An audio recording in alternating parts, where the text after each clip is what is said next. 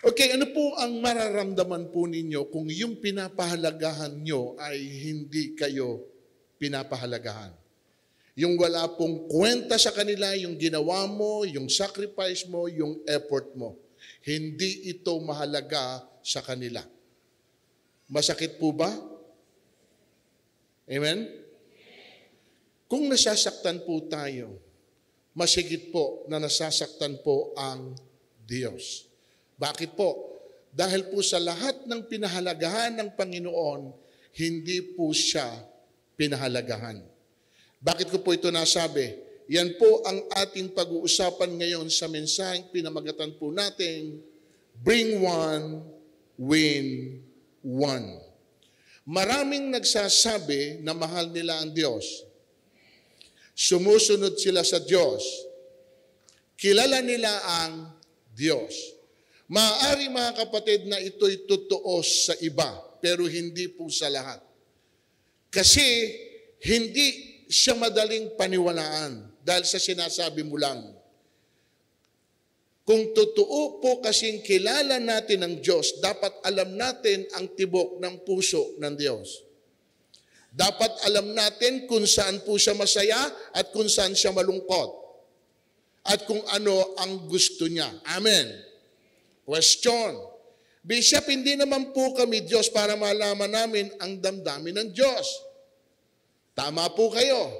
Pero alam niyo po ba na hindi natin kailangan maging tulad po ng Diyos para malaman natin kung ano ang damdamin po niya o kalooban niya. Kasi sabi niya rito, mga kapatid, sapat na yung ipinakita niya, sapat na po yung ginawa niya, yung isinakripisyo po niya, na atin naman pong nabasa, naririnig at itinuturo sa atin. Actually, mga kapatid, siya mismo ang nagsabi na lubusan siyang magpapakilala doon sa mga taong umiibig at sumusunod sa Kanya. Tingnan niyo po, sabi riyan. Ang tumatanggap sa mga utos ko at tumutupad nito ang siyang umiibig sa akin. Ang umiibig sa akin ay iibigin ng aking Ama, iibigin ko rin siya at ako'y lubusan. Kanino daw po siya lubusan magpapakilala? Kanino?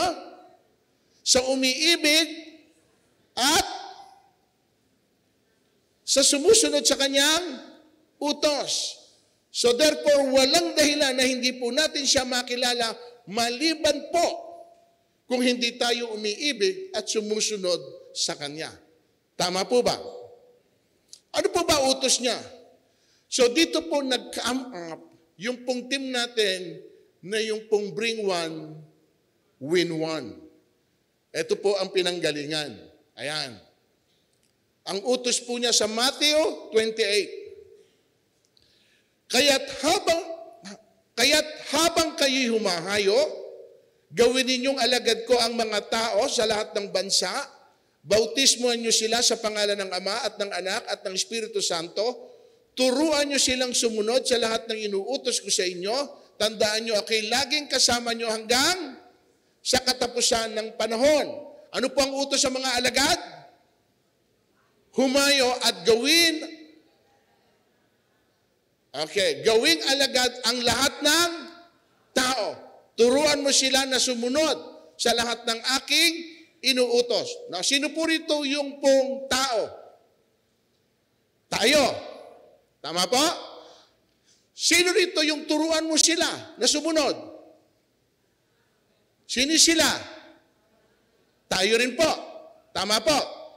Meaning, kung tayo po yung binabanggit dito, inaasahan po ng ating pong Diyos na gawin din po natin yung pong ginawa po nila.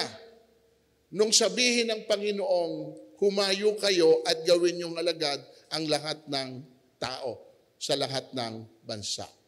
Amen po ba? So yun po yung pinagagawa sa atin. Ngayon, eto tanong, sino po sa atin ang humahayo?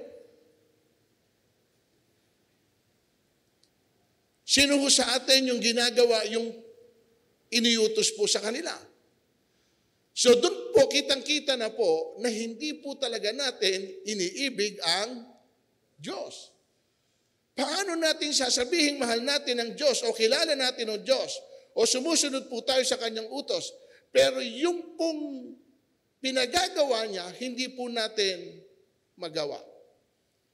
At yan po ang layunin ng mensaheng ito para po ibalik po tayo doon po sa orihinal na pagkakatawag po sa atin ng Panginoon kung ano po yung bagay na dapat po nating gawin. And this is our task now.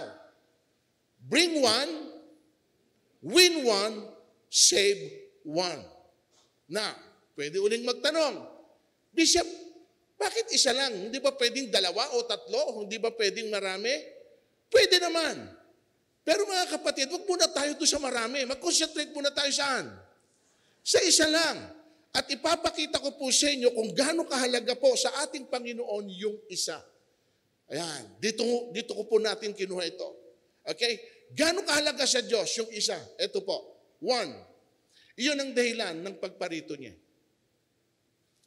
Lucas 19:10, ang anak ng tao ay naparito upang hanapin at iligtas ang naliligaw. Kayo po sumagot. Sino lang ang hinahanap?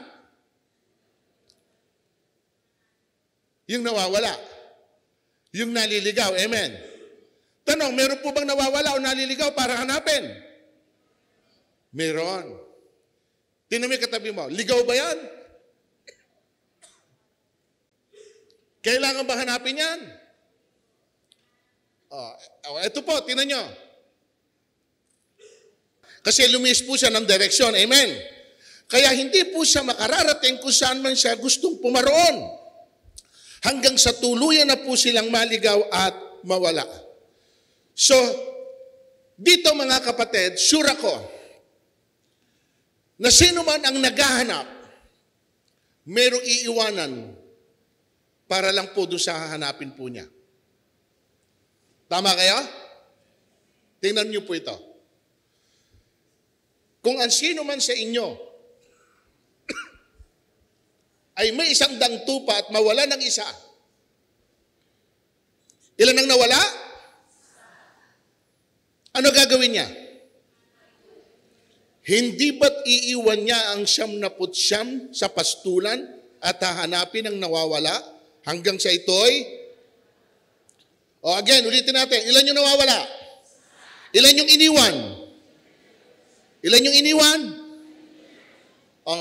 99 ang iniwan para lang sa isa. Ano yung pinakikita sa atin dito?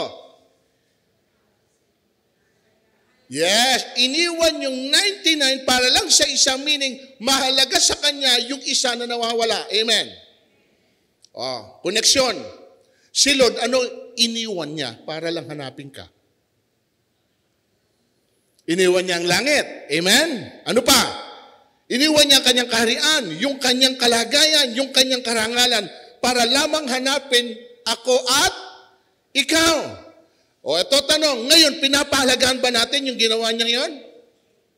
Pinahalagaan ba natin? Ito po sagot. Kung hinahanap mo rin yung mga naliligaw, then pinapahalagaan mo yung ginawa niya sa iyo.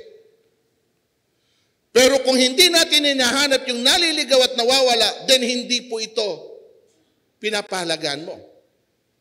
Kasi kung marunong po tayong tumanaw ng utang na loob dun sa naging mabuti po sa atin, we will do the same. Amen. Gagawin din natin yung tulad ng ginawa niya sa bawat isa po sa atin. Then, hahanapin din natin yung mga naligaw, yung nawawala, at ibabalik po natin sila sa tunay na may-ari, which is ang atin pong Panginoon. Kaya nga sabi natin dito, bring one, win one, save one. Tama po? Hindi pwedeng wala kang tatalikuran, wala kang iiwanan. For the sake of one, na kailangan mong makita at masumpungan sapagkat ganun siya kahalaga para sa iyo. Amen po ba? At hindi kayo titigil hanggat hindi mo nakikita yung hinahanap mo. Susuko ka lang na hanapin ito, mga kapatid. After many times of trying, hindi mo matagpuan, baka sakali huminto ka na. Pero hindi ka matatahimik hanggat hindi mo nakikita, lalo na kung yung nawawala ay pinakamahalaga. Amen po ba? Aso lang na nawawala, hinahanap nyo eh. Aso lang. Tama po ba? O, pusa kaya, hahanapin mo rin. Eh kung yung pusa, aso na mga hayop, pag nawala, hinahanap mo, much more ang tao, lalo na kung ito'y anak mo. Amen? Hindi mo kasi alam kung ano na nangyari. So ganun din po mga kapatid, ang Panginoon, ipinakikita sa atin dito kung gaano kahalaga ang isa. O eto pa, para makita nyo, konti lang naman ito. Bakit mahalaga sa Diyos ang isang kaluluwa? Dahil nasasaktan siya. Ano teksto? Masakit sa kalooban ni Yahweh kung may, kahit ito ay, ilan? Labis siyang, ilan lang yung namatay? Bakit siya nasasaktan? Bakit siya nagdaramdam? Kahit ito ay isa. Bakit? Yes. Una, mga kapatid, dahil hindi pala kalooban ng Diyos na tayo'y mamatay. Masakit po yun sa Kanya. Pangalawa, masakit din sa Kanya kung yung namatay, hindi niya sundan nyo. Hindi niya makakasama. Tama po ba? Masakit dahil nawalan ng sa isa yung paghihirap niya. Yung sakit na mga tiniis niya. Yung kamatayan niya para lang tayo ay maisama. Pero hindi po yun nangyari kung yung taong namatay ay hindi nakakilala. Eh ba't hindi po nakakilala yung tao? Kasi walang tulad natin na nagkaroon ng burden para sa kanila, nayayain sila palapit sa atin pong Diyos. At yun po yung atin pong papel ngayon, na dapat po nating hakbangan, na dapat po nating lakaran. Tingnan ninyo, first time ever na nangyari po yan sa atin, after 25 years ng atin pong anniversary, ngayon lang po natin napuno halos yung gym. You know why? Sapagkat lahat ng kapatiran natin ay tumugon sa panawagan nating bring one, win one, save one. Amen? Amen po ba? Ito posible pala mga kapatid. Basta tayo nagtulong-tulong, nagkaisa. At yun ang ating maging objective. Kasi yun nga po masakit pala sa Panginoon. Isipin nyo, ang dami araw-araw may namamatay. O eto, tanong ko sa inyo, yung pang namamatay na yun araw-araw, kung ilan man, anong assurance nun? Na patungo yun sa langit? O patungo yun sa impyerno? Oh, can you imagine that? Hindi ba? Nakapanghihinayang. At kung talagang kilala natin ang Diyos, mahal natin ang Diyos, iniibig natin ang Diyos, then kung ano yung bagay na nakasasakit sa Diyos, then tulungan po natin ang ating pong Panginoon na maibsan yung sakit na ito na nararamdaman niya, abutin natin yung mga tao na hindi nakakakilala, nang sa ganon, mga kapatid, magkaroon ng kasaysayan o ng saysay yung bagay na ginawa ng Panginoon nung siya'y naparito hanggang siya mamatay. Bigyan natin ng meaning. Huwag po tayong mapagal. Eto nangyari, na-invite natin ang anniversary. O nasa na sila ngayon? Kaya pa rin ba nating imbitahin sila? O hanggang dun lang, tuwing anniversary lang sila? Hindi ko sila makakakilala ng gusto kung isang beses lang natin silang iimbitahan at isasama kung may okasyon lang. Doon sa totoo lang, napakabigat. Bakit? Kasi sa daming tao, maingay, hindi ka makapag-concentrate. Dito lang talaga, yung proper place na pwede natin sabihin saan? Sa church, sa templo, doon lang kapag tayo po ay dinala natin dito, doon lang sila pwedeng makapakinig ng husto. At lalo na kung lagi nga nating isasama. Amen mga kapatid.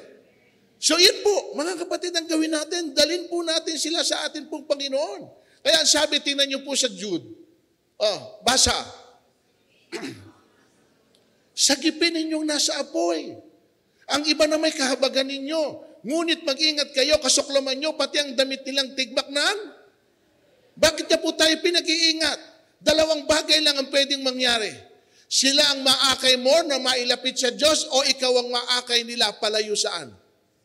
Sa Diyos. Either way, kaya sabi niya rito, mag-ingat kayo. Huwag niyong gawin yung mali na ginagawa nila. Sa halip kayong magpakita ng mabuting halimbawa sa kanila bilang mga anak ng Diyos. At alam po ninyo kung bakit, ano ang mangyayari sa langit kung magdadala tayo ng isang kaluluwa. Yung una, isa hinahanap niya. Pangalawa, eto, nasasaktan siya sa isa kapag papanaw. O, tingnan niyo to. On the other side, nasaktan ng Panginoon kapag may isa na papanaw, pero nagkakaroon ng rejoicing sa heaven kapag meron ding isa na nagbabalik loob at nagsisisi. Tingnan niyo. Sinabi ko sa inyo, magkakaroon ng higit na kagalakan sa langit dahil saan? O, hindi naman dalawa binanggit. Isa lang. Can you imagine? Isa lang na makasalanang nagsisi tumalikod sa kanyang kasalanan. Kaysa ilan? 99 na matuwid na hindi nangangailangan magsisi. Verse 10, sinasabi ko sa inyo, gayon din ang kagalakan ng mga anghel dahil saan? Isa lang. Hindi ko sinabi dito dalawa o tatlo. Kung yung isa, sobra na ang rejoicing sa heaven, much more siguro kung mas marami po ang ang maliligtas pa. Amen. Can you imagine na impluwensyahan mo ang langit na nagkaroon ng celebration because of you dahil lang sa isang kaluluwa na in-invite mo, na naisama mo, at yung tao na ito'y nagpatuloy at naligtas sa Panginoon? Kapatid, ang laki ng contribution mo. Pwedeng wala kang ginagawa in the other side in whatever area ng buhay mo. Pero kapag pala nag-aakay ka ng kaluluwa, ang laki pala ng impact nito. Saan? Sa Diyos. Di ba? Lahat ng ginagawa natin dito, mahalaga, amen? Ang praise team natin, mahalaga, amen? Inililid tayo into worship. Tama po? Okay. Yung pakikinig ng mensahe, mahalaga rin po ba? Yes. Tinuturuan tayo ng pagkaunawa tungkol sa mga bagay-bagay, lalo na tungkol sa Diyos. Hindi natin sinasabing hindi mahalaga yon. Yung mga ginagawa ng Asher. Tama? Lahat ng mga workers natin, lahat ng yan, mahalagang lahat. Amen. Yung tumutugtog, yung kumakanta, lahat tayo na nagkakaloob at nagbibigay. Pero alam nyo kapatid, lahat pala ng ginagawa natin, wala yung impact masyado sa heaven. Ako kahit gaano kagaling ang preaching ko dito, hindi naman po sinabi ron, dahil sa galing ng pangangaral ng pastor na yon, nag-rejoice ang heaven. Alam ganun eh. You get the point? Dahil ang ganda ng tugtugan, ang ganda ng kantahan, nag-rejoice ang heaven. Walang ganun eh. Dahil nagbigay ng malaki yung kapatid na ito, nag-rejoice ang, alaring ganun eh. Dahil ang sisipag ng mga marshal at ang sisipag ng mga asher, okay? Ang sisipag ng mga workers, nag-rejoice ang heaven. Walang ganun eh. Saan lang nag-rejoice? Kapatid, saan? Kita nyo? Kita nyo? Kaya dapat alam mo kung saan tayo pwedeng maka-apekto. Yung influence mo. Lord, wala akong malaking contribution na naibibigay sa church. Wala rin akong nagagawang higit sa pwede kong gawin. Pero yung ako po'y nag-aakay, nagyayaya, at nagdadala ng kaluluwa na pwedeng maligtas, yun pala ang nagbibigay ng influence sa heaven para sila ay mag-rejoice. Amen! At para sa akin, yun ang mas gusto kong gawin. Hindi ko sinasabing baliwala yung lahat ng ginagawa natin. Baliwala ang preaching, baliwala ang praise and worship, baliwala yung mga workers. Hindi ko sinasabing ganon. Pero kailangan maging matalino ka.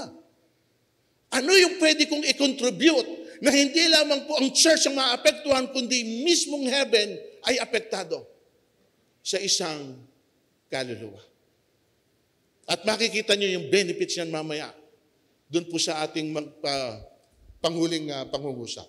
So nagagalak ang kalangitan. Amen mga kapatid.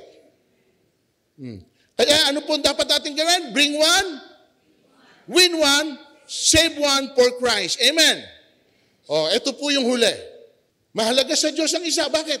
Dahil iyon ang tibok ng puso niya.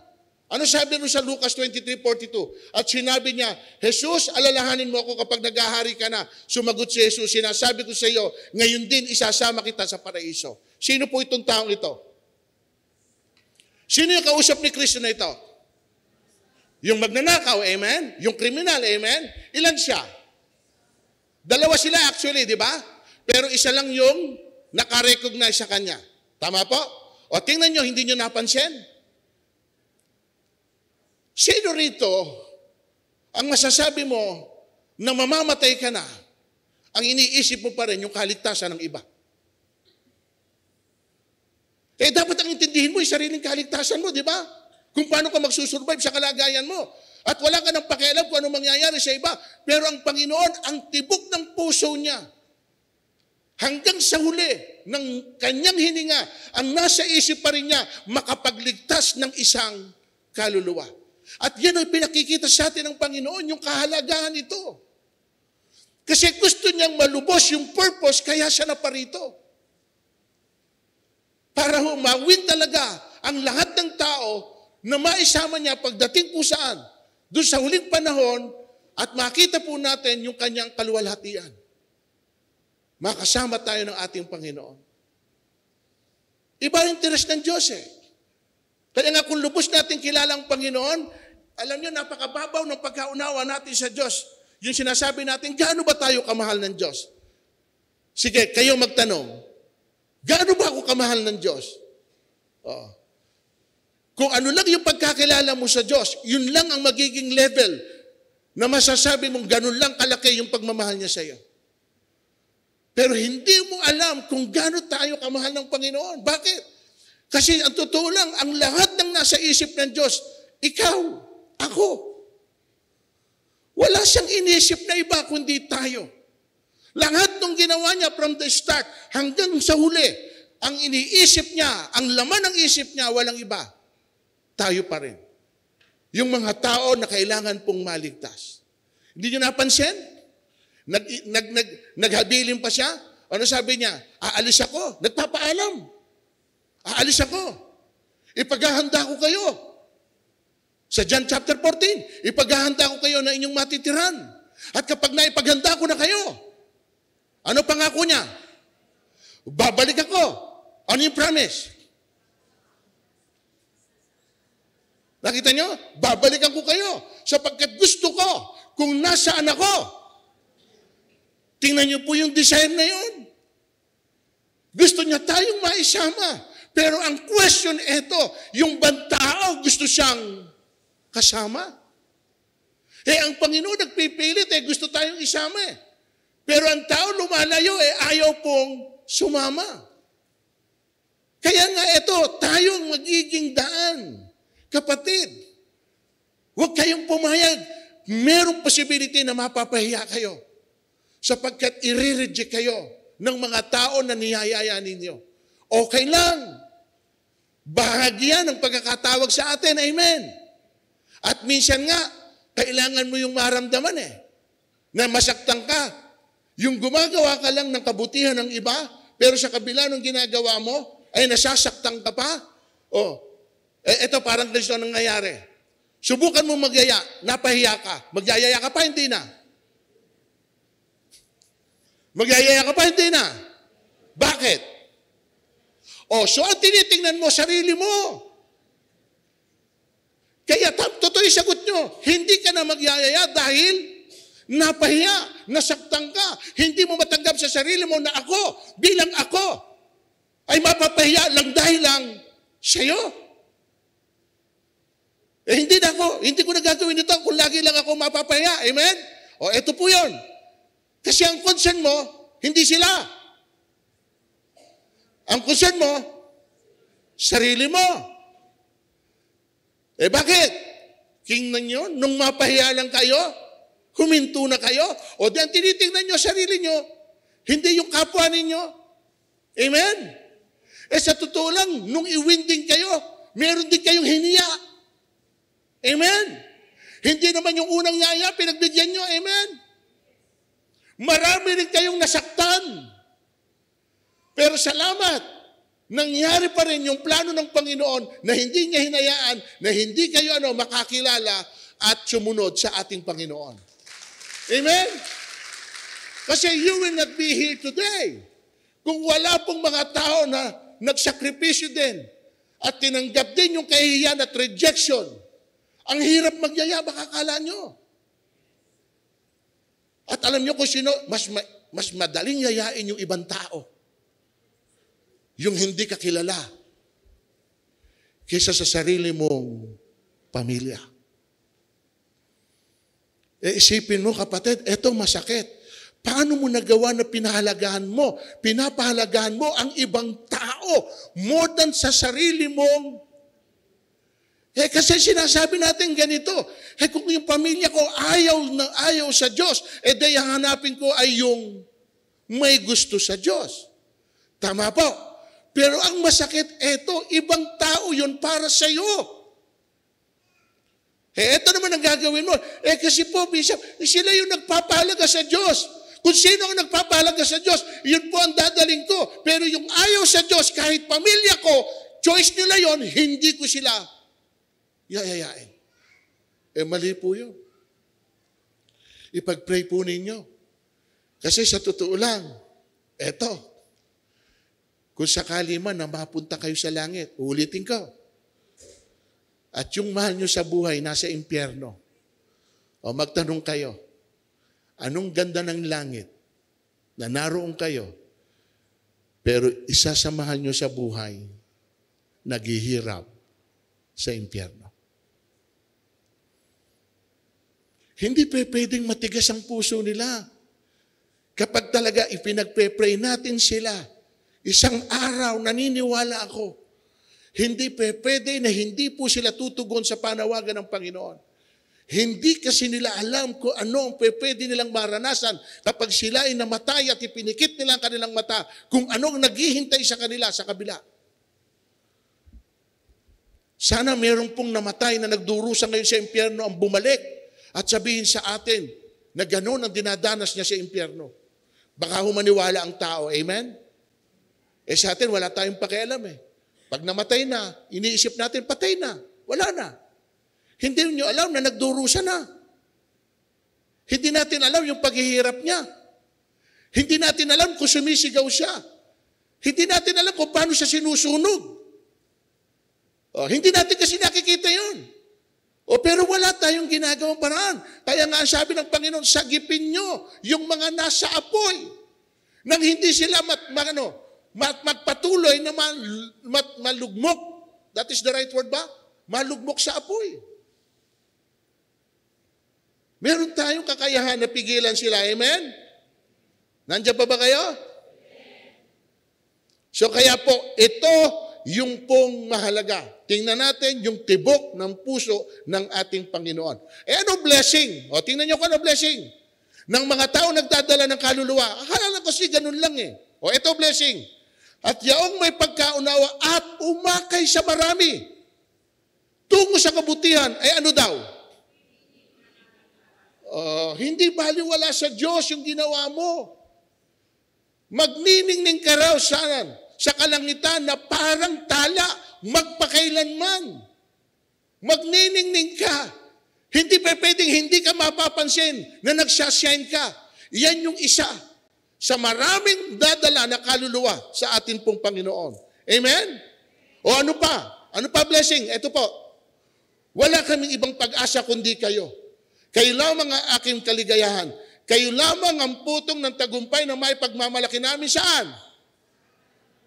Sa harapan ng Panginoong Jesucristo pagparito niyang muli. Oo, kayo ang aming karangalan at kaligayahan. Sino tinutukoy nila rito?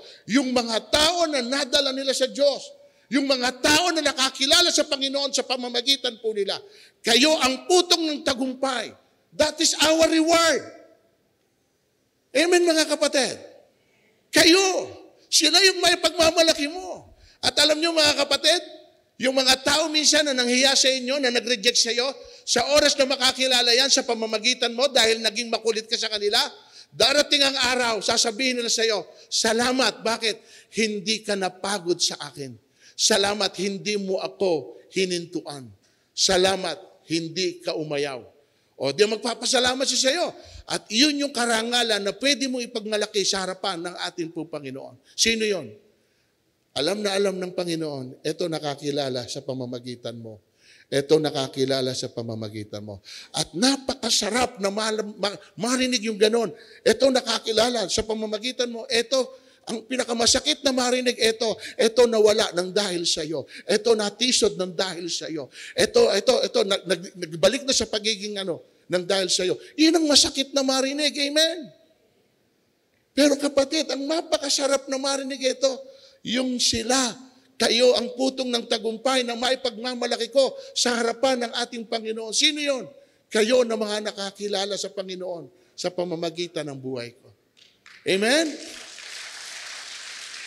O eto, isang tanong sa inyo, isang tanong. Pwede nyo na bang i-assess ngayon sa pamamagitan ng buhay nyo? Pwede na ba nyong masabi na meron na pong naligtas sa pamamagitan ninyo? At least isa man lang. Meron na ba? Meron ka na bang nasharean? At yung nasharean mo nagpatuloy sa Diyos? O yun, anak mo na yun. Kasi ikaw ang nagsanhi. Ikaw ang naging dahilan. Ikaw yung nagyaya.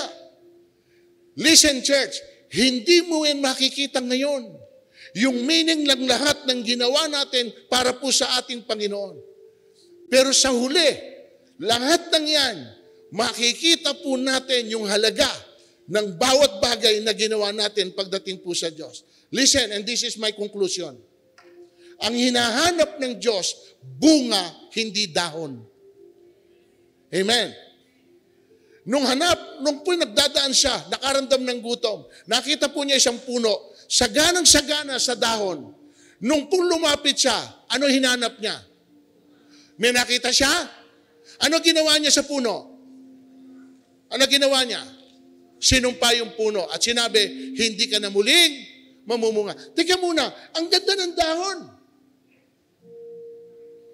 Ano ibig sabihin? Hindi ho yung pong panlabas na ipapakita natin, kundi kung ano yung naging bunga natin.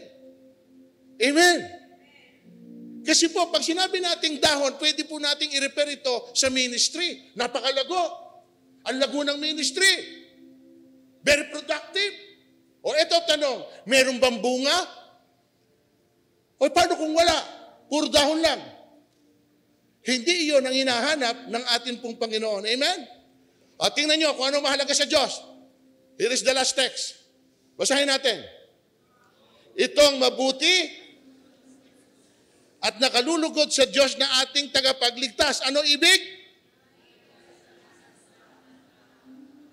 Ilan ang gusto niyang maligtas? Yung po bang lahat kasama tayo? Yung po bang lahat kasama sila? Na ang ibig ng Diyos ay maligtas ang lahat ng tao. Lahat ng tao maligtas. Iyan ang ibig ng Diyos. Kung iyan ang ibig ng Diyos, dapat yan din ang ating ibig. Kung iyan ang kalooban ng Diyos, dapat yan din ang ating kalooban. Kung iyan ang tibok ng Diyos, dapat yan din ang tibok ng puso natin. Kapatid, that's the only way na pwede nating sabihin, tumatanaw tayo ng utang na loob sa ginawa ng Panginoon sa atin. By paying Him back, saan? Gawin din natin yung bagay na gusto niya at ipinagagawa sa atin. Abutin natin yung mga taong ito na nangangailangan po ng kaligtasan. Amen, mga kapatid. Kung wala pong gagawa nito sa atin, paano sila maliligtas at makakaalam ng katotohanan? Meron tayong tungkulin, mga kapatid, at sama-sama po natin itong gawin. Bring one, win one, save one. Palakpakan natin ang Panginoon. Amen? And I do believe kapag nilakaran po natin yung mandate na ito at hindi tayo mapapagod, yung mga in-invite po ninyo nung nakaraan sa anniversary, alagaan na po ninyo. Magpakita kayo ng magandang halimbawa sa kanila. Sa susunod pong anibersaryo, hindi na po tayo doon. Bakit? Hindi na tayo kakasya. Sure ako hindi tayo kakasya. Amen? Sana dito lang muna. Dito lang muna tayo magsimula. Ito pinakamagandang makita, mga kapatid. At mismong kayo, masisiyahan. Ito, yung wala na halos maupuan. Yung nagmamadali tayo na pumunta sa church kasi alam natin na pag nahuli tayo, wala na tayong uupuan. Napakasarap na gano'n ang makita po natin. At tapos lumalabas pa lang tayo, dumarating na yung second service. Napakarami ring dumarating sapagkat naguunahan sila dahil natatakot din silang maubusan ng upuan. Tama po? Iyon ang magandang makita natin na namumunga ang iglesyang ito sa pamamagitan ng bawat isa sa atin. Maraming kaluluwa ang makakakilala sa Panginoon kasi hindi tayo hihinto, hindi tayo titigil na sabihin sa kanila ang kabutihan ng Diyos. Palakpakan natin ang Panginoon.